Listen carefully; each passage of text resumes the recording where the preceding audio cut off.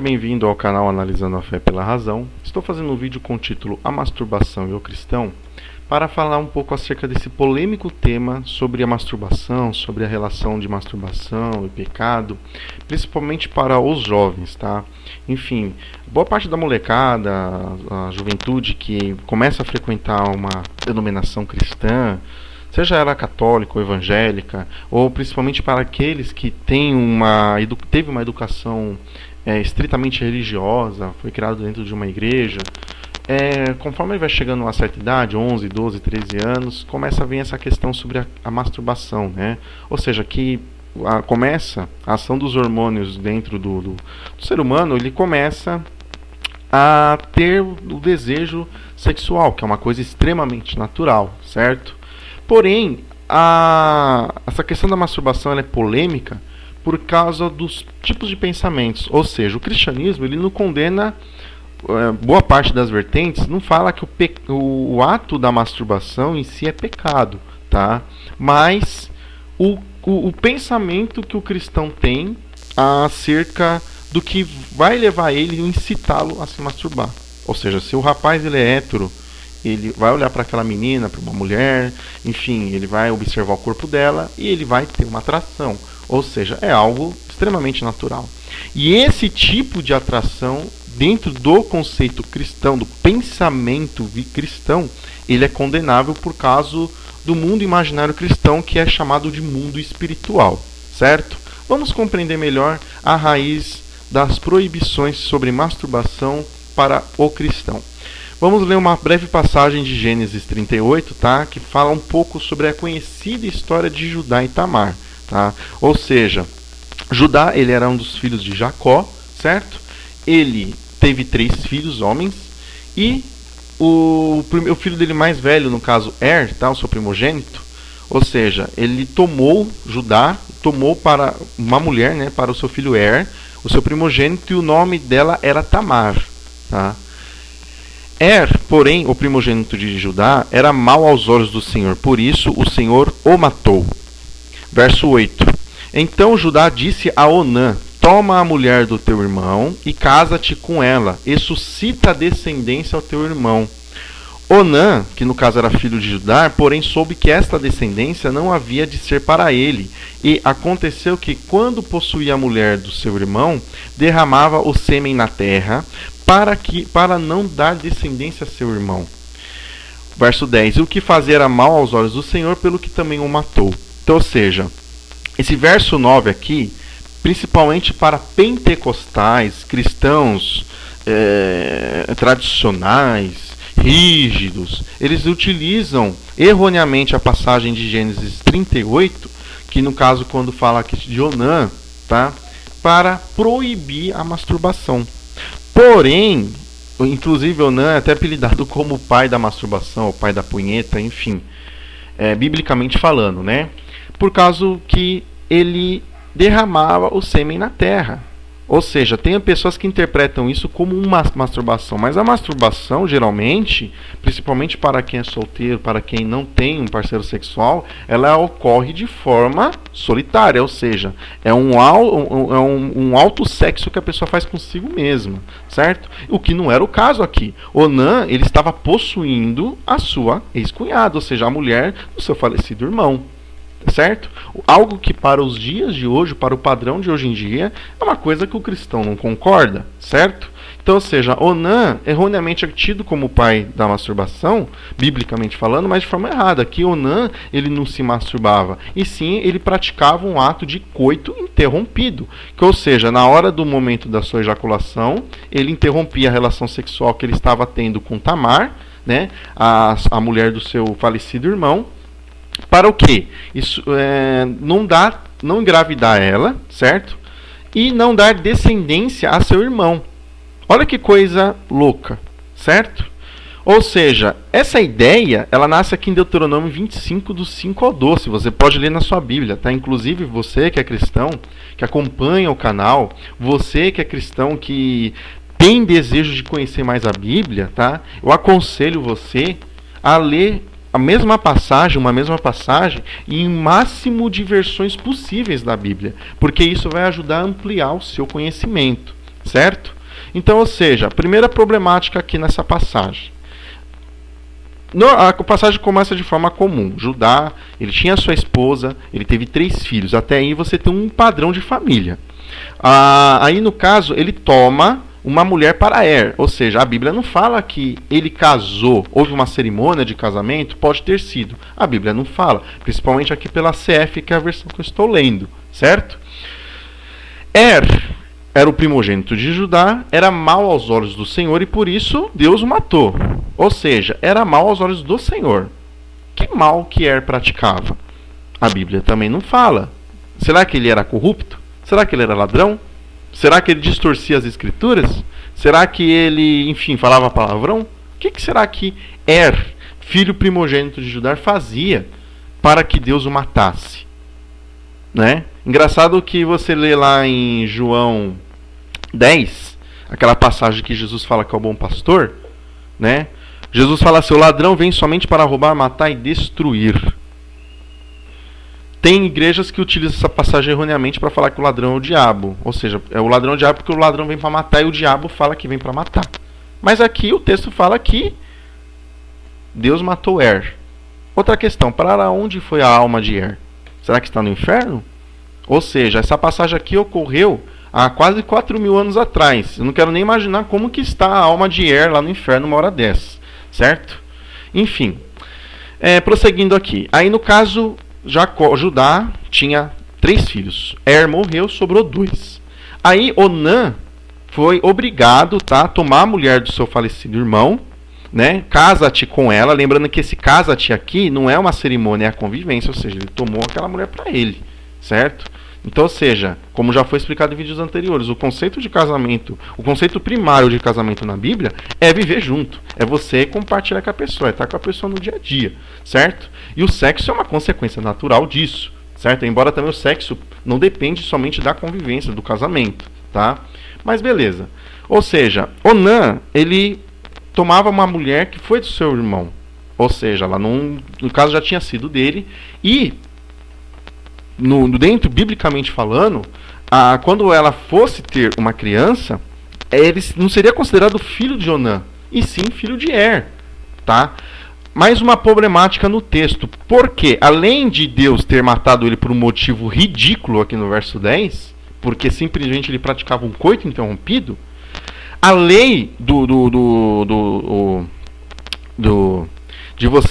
filho mais novo tomar a mulher do falecido irmão mais velho, ela veio surgindo, biblicamente falando, em Deuteronômio 25. Mas esse texto de Gênesis, ele acontece 300, 400 anos antes de Deuteronômio surgir, certo? Ou seja, totalmente ilógico, entendeu? Não tem lógica nisso. É uma coisa que surgiu muito depois, certo?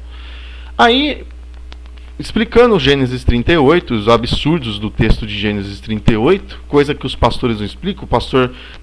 Tem pastores que só sabem chegar pro crente e falar que masturbação é pecado e que Deus não gosta da masturbação e matou Onã por causa disso, sendo que Onã aqui praticava um coito interrompido, certo? Agora a gente vai para Novo Testamento, vamos falar um pouquinho de Jesus, tá?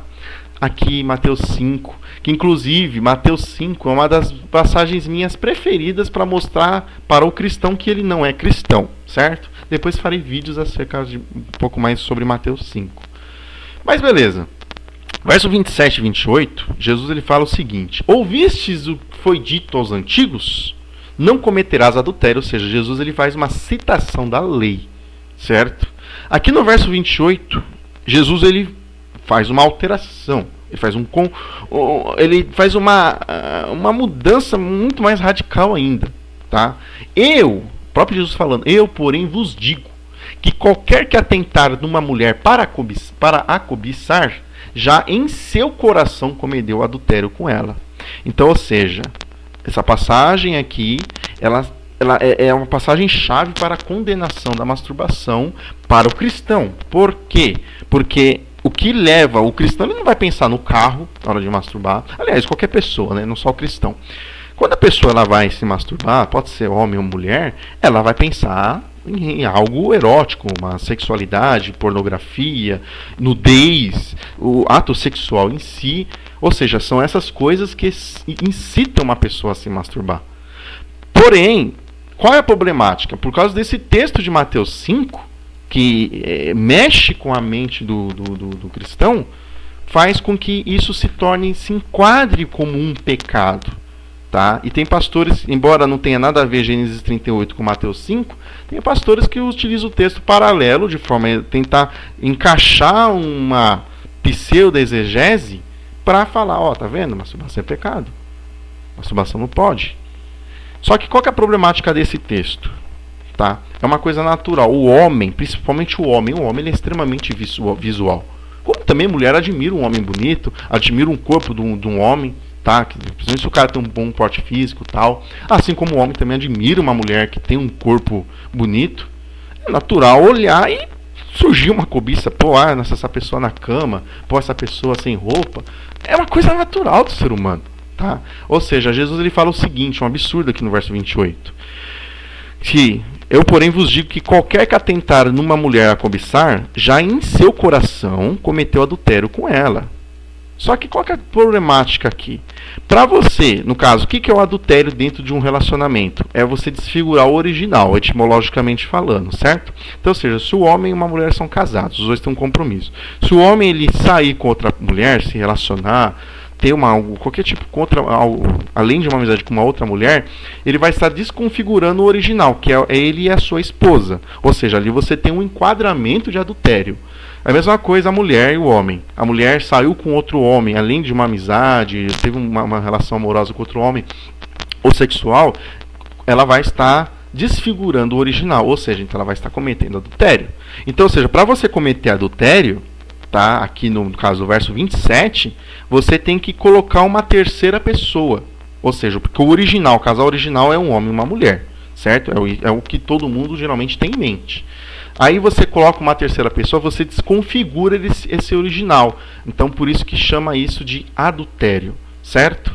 Agora, qual que é a problemática aqui em Mateus 5, verso 28? Porque Jesus ele enquadra como adultério simples, dois absurdos, se a gente parar para analisar. Primeiro, o pensamento, que é uma coisa natural, certo? O homem ele pode ser casado. Ele vai, se ele vê, vou falar o português claro, ele está andando na rua, ele vê uma mulher de bunda grande, ele vai olhar. Entendeu? O cara que fala que não olha, ele é mentiroso. O homem que viu uma mulher com decote ou uma revista de pornografia numa banca de jornal, ele vai dar uma olhada, ou olhar muito, olhar pouco, mas ele vai olhar, certo? E ele olhando, a tendência que cria-se uma cobiça dentro dele, dentro do seu pensamento, tá? Que aqui no caso, em seu coração, não é o coração nem do peito, sim na mente, tá? Quando você lê a palavra coração na Bíblia, em relação a sentimentos, emoções, pensamentos, tá falando sobre pensamento, sobre o que a pessoa tem em mente, certo? Ou seja, o homem, ele pai, tá andando na rua, ele é casado, ele olha para uma mulher e começou a cobiçá-la, ele vai estar cometendo adultério em seu coração, ou seja, na sua mente. Se ele for casado e olha para uma mulher, independentemente de ela ser solteira ou casada, ele vai estar cometendo adultério, certo? A mesma coisa se o rapaz é solteiro e olha para uma mulher casada. Ele vai estar cometendo um adultério. Ele vai, dentro do pensamento, ele vai estar desconfigurando o original, ou seja, vai surgir um adultério. Mas agora, para pensar nessa linhagem de pensamento. Um jovem que é solteiro, tá? Ele não tem ninguém. Ele olha para uma moça, gosta dela, cobiça ela. Aquela moça também é solteira, não tem ninguém. Como que ele vai estar cometendo adultério no coração, ou seja, na mente, com ela, se ele não tem uma desconfiguração do original? Por quê? Porque se ele é solteiro, ele não tem um compromisso com ninguém. Aquela moça é solteira, não tem compromisso com ninguém. Não tem como ter adultério. Ou seja, temos uma problemática, uma adulteração. O texto que fala de adultério, ele foi adulterado. Por quê? Porque para configurar um adultério, independentemente se for um ato físico ou um pensamento, no caso, né, no seu coração, deveria ter a figura de uma terceira pessoa. Ou seja, se não tiver, tá? Eu, porém, digo que quando Jesus fala assim, que qualquer um que atentar para uma mulher a cobiçá-la, né, ou desejar aquela mulher, ou seja, pensar nela na cama, tendo uma relação sexual com ela, o que é algo natural para o homem, para o ser humano, tá? Não é uma coisa do outro mundo, não é o demônio na sua cabeça, não é o diabo, é uma coisa natural de você. A chave da questão é você controlar esses seus pensamentos, os seus desejos. Agora, você ser isento disso não tem como, certo? Então, ou seja, não tem como configurar um adultério se não tiver a figura de uma terceira pessoa. Mas por que isso? Eu não vou falar que a culpa é de Jesus, porque o que você tem sobre Jesus, tá? Você cristão, por mais que você queira viver de evangelho, o que você tem de Jesus é o que escreveram sobre ele.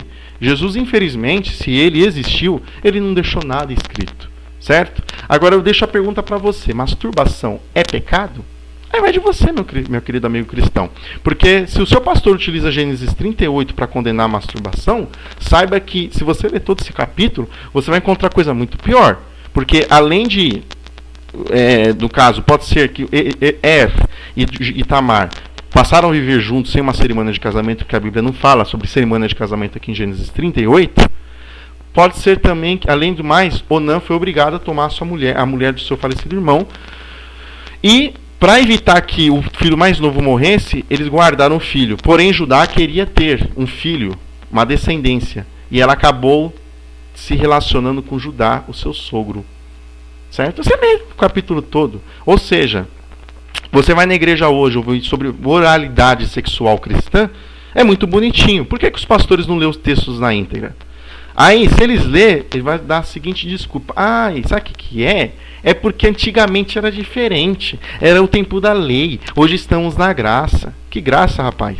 Se Deus é Deus e Ele é perfeito, tudo que Ele institui é perfeito. Ou seja, se Ele institui primariamente o levirato, ou seja, que o irmão mais novo tem que tomar a mulher quando a mulher do irmão mais velho quando o mesmo falece.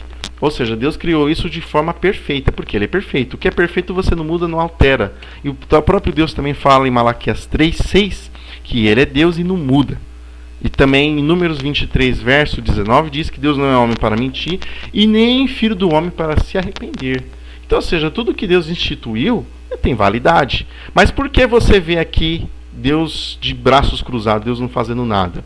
Para pensar um pouco, você se considera tão especial, você acha que o fato de você se masturbar vai entristecer Deus. Ou seja, você vive num planeta com mais de 7 bilhões de habitantes, tá? Com tanta coisa séria no mundo para se resolver, tá? Com gente passando fome, crianças vítimas da guerra, pessoas nascendo, às vezes sem um membro do corpo, com uma doença gravíssima, vivendo uma injustiça, sofrendo. Certo? Sem contar que há uma possibilidade de existir outros planetas, outros universos, que também tenha outros tipos de vidas. E você se acha tão especial ao ponto que, se você se masturbar, você acha que vai entristecer a Deus. Eu acho que está na hora de você ser menos egoísta e tomar vergonha na cara. Paz a todos.